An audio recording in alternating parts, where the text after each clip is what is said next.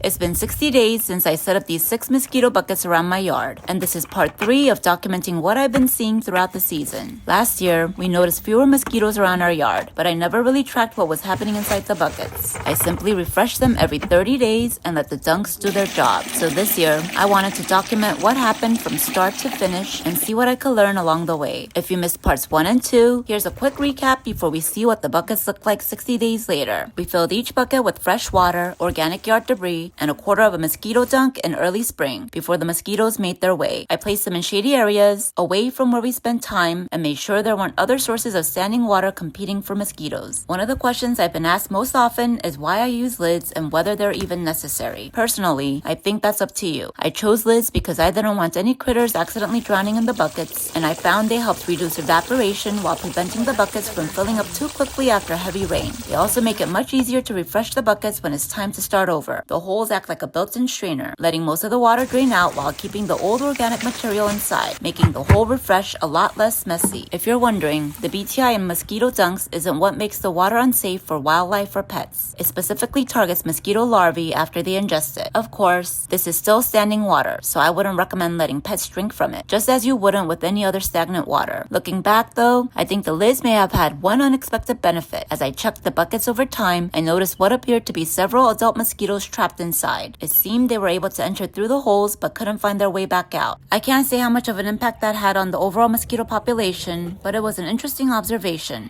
Not only was the BTI helping prevent the larvae from developing into adult mosquitoes, the lids may have also trapped some of them along the way. It was something I hadn't considered when I first set these buckets up. That's why I personally prefer using lids, but there are plenty of successful setups that use chicken wire or even leave larger sticks sticking out without covering the bucket at all. In part 2 of my mosquito bucket series, 30 days after setting them up for the season, I checked each bucket to see if it was time for a full refresh. Most of the buckets still had mosquito larvae, which told me they were continuing to attract mosquitoes. Because the organic material was still in good condition, I decided not to do a full refresh. Instead, I simply added a fresh mosquito dunk to each bucket and left everything else as it was. This is where many of you asked why I shouldn't just dump out the water and start fresh again. I can, but a freshly cleaned bucket isn't as appealing to them. By adding the dunk and keeping the bucket established, it stays attractive while the new dunk does its job. During this time, someone suggested adding mosquito bits to the buckets since they release the same BTI bacteria more quickly, while the mosquito dunk continues to provide longer-lasting protection. I decided to try it in the 2 buckets that consistently had the most larvae to see if it made any difference over the next few weeks. Since mosquito larvae can develop pretty quickly, sometimes in just a few days depending on the weather, I monitored the buckets regularly after refreshing them with the new dunk. When it was time for the next refresh, I took another close look to see what had changed. This time, I was looking for 3 things.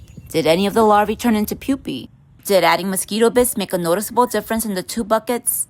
And was it finally time to completely refresh the buckets? I opened each bucket to see what had changed. And here's what I found.